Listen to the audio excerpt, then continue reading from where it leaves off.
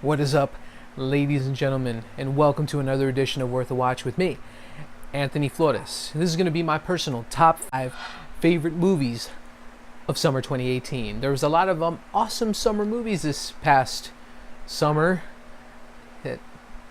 Either way, the point is there was a lot of great movies this past summer, and I really want to talk about some of them.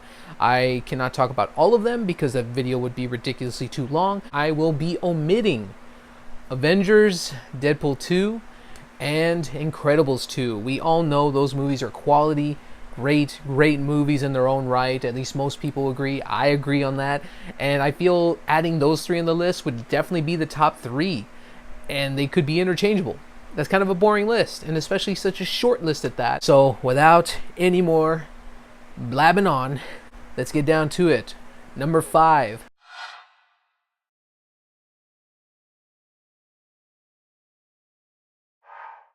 Terminal. This movie, it's actually back here. I purchased it on a whim, mainly because I loved the trailers. They intrigued me so much.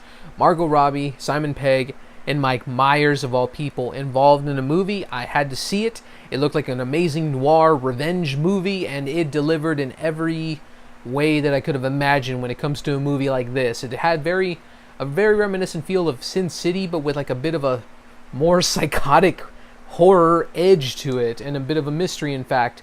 Margot Robbie does a great performance here. We thought she could play psychotic before. She's insane in this movie.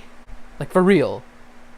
Insane. The point is, she's fucking batshit nuts. Simon Pegg delivers also a pretty solid performance opposite her. And then Mike Myers, the guy we know can be funny. He has had a pretty bad track record in recent years, but besides popping up in random little cameo bits like in Inglourious Basterds or something over the years, he really hasn't done a lot in the 2010s. He actually did a caricature thing like he always does, but it's played seriously and in a very dark, twisted way. And I think he's done some things like that before, but this is straight up villain stuff right here. So the point being, there's a crazy twist ending, there's a just superb cinematography, and overall some damn great performances here from the cast that I've already mentioned. And it's on Hulu currently as of September 2018. It's on Hulu. Check it out. I highly recommend it. Number 4.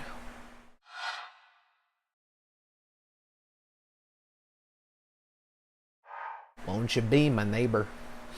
Kind of had to do the impression there. This movie can make you cry, and even the Alamo Drafthouse themselves said, "We're here for you. We got little tissues." They gave out little tissue packets, and you will use them.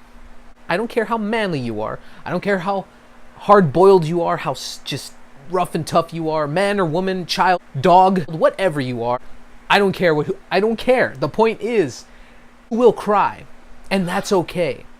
This movie makes you feel such kindness and happiness, something that this world today is severely lacking. You forgot that kind of kindness existed, and we need this in our lives like now.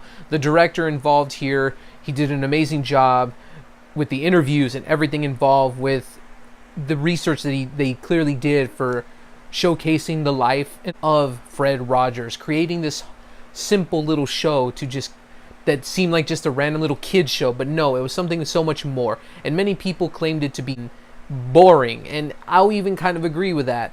As a kid, I did watch it along with other PBS shows like Magic School Bus, Sesame Street, Arthur, and this show as well. But I will say, yeah, it was definitely not my favorite, but as an adult looking back, I respect Fred Rogers, and I respect all the lessons that he taught so many children, including myself, the value of kindness and understanding, and that is something that nobody really does anymore.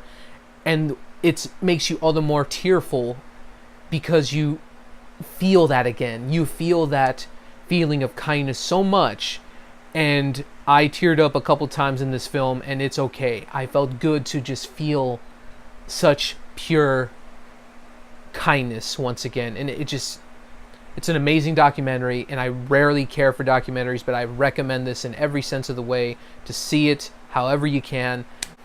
Number 3 on my list. Didn't think it would be this high, but when I thought about the enjoyment factor to it, my opinion could change in the future.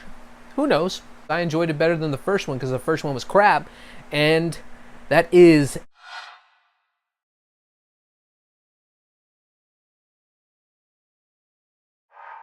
Ant-Man and the Wasp. This movie could have been so much garbage, especially in comparison to the first. Peyton Reed is a competent director-ish, and he improved better here. But of course, we all know the whole controversial production with Edgar Wright that happened in the first film. That hurt me a lot as a fan of Edgar Wright, but overall, I gave the film a chance. I hated it. I thought it was very mediocre of the mediocrest movies out there, and that makes for bad movies. If they are so mediocre and boring, and I don't care about anything whatsoever, even if it's a bad movie, you can remember stuff. I remember zero of the first film. This movie, however, made up for a lot of mistakes. I enjoyed Paul Rudd. I hated Paul Rudd in the first movie. This one, I enjoyed him. Definitely continuing on an enjoyment that I felt from Civil War when he was in his cameo there. I felt a lot for Evangeline Lilly. She essentially is the straight woman of the movie, opposite Paul Rudd's quips and jokey, bumbling kind of guy character, and it works. I liked it a lot. And the ghost character as well, the villain, I completely am blanking out on her name, but I'll put it right here because I think she deserves credit. She didn't have the best material to work with, but again, she was an interesting enough person that I'm just like, that fucking sucks. I really feel bad for her to an extent of what she's going through as to why she has those abilities and stuff that you see in the film. And Michael Douglas is great. Michelle Pfeiffer's different. That's where some people really think the movie kind of is bad, but I thought the visual effects were great. The action was pretty fun. I think the miniaturizing and giant stuff back and forth, the shrinking and stuff like that, it's all a lot of fun. I enjoyed myself a lot. I saw it twice in the theater just because of how much fun I had, and it grew on me more when the second time I saw it. So yeah, Ant-Man and the Wasp, I say see it. Number 2 on my list, this is a movie that's been bubbling under for a while, and it's on Blu-ray and DVD already, but it's a movie that nobody was talking about, and now I feel that there's some people talking about this flick, and that is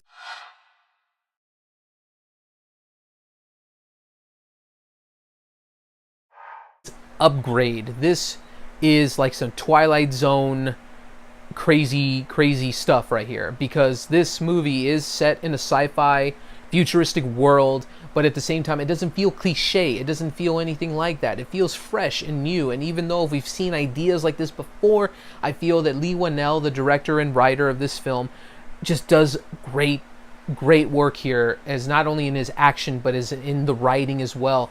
I feel that the guy, as a co-creator of the Saw franchise, I felt this guy had some talent. I didn't really care too much for his work with the Insidious movies after James Wan moved on to the Conjuring stuff and so on, but the guy clearly had talent, and I knew it, and I'm so happy to see him solo and doing a lot of awesome stuff like this in the future is what I expect of him.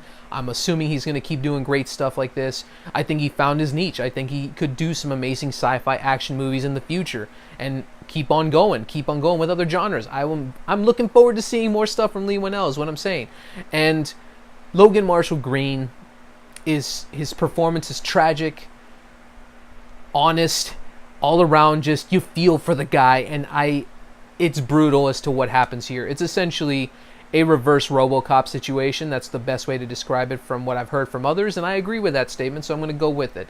And I feel that it's all around mind-blowing by the end for how it just leaves you in awe. I remember just thinking, that's wow, just wow. Like, I had no words by the end, so see it if you enjoy sci-fi action movies. And my number 1 pick, dun dun dun dun dun dun dun dun dun dun dun dun, doo doo doo doo doo doo. I can't do this anymore because this is stupid.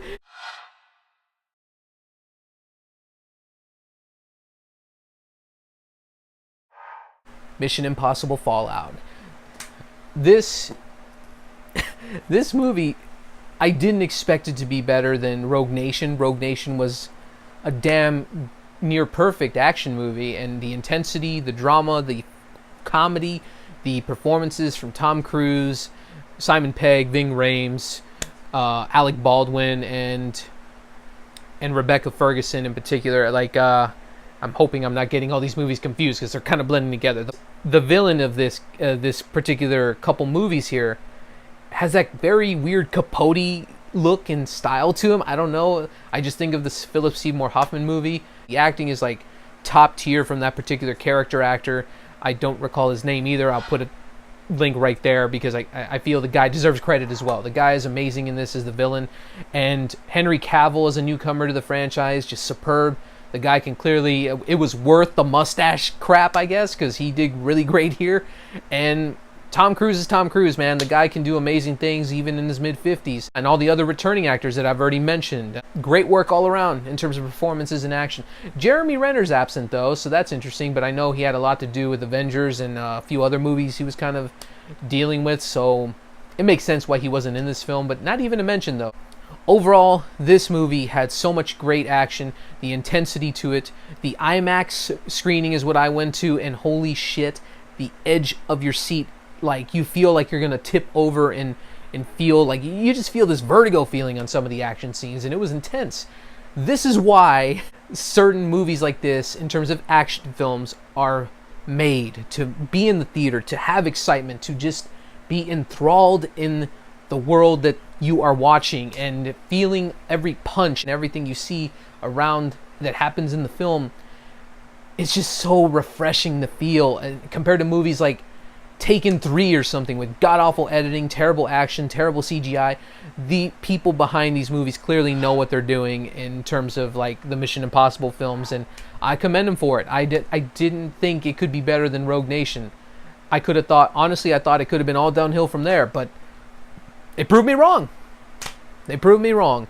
And I'm sure there's plenty of other movies that I have failed to mention.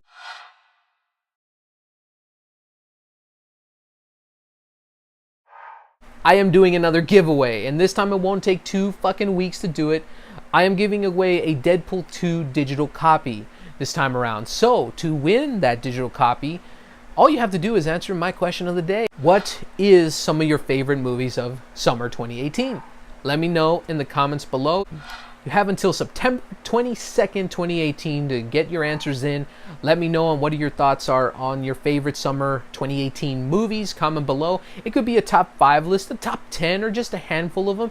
Let me know. I want to see your answers. I want to see what you all think. So thanks again so much for watching, ladies and gentlemen. I hope you all enjoyed this video. Don't forget to like, subscribe, and all that other good stuff in between. So until next time, I'm Anthony Flores with Worth a Watch, and keep going to the movies.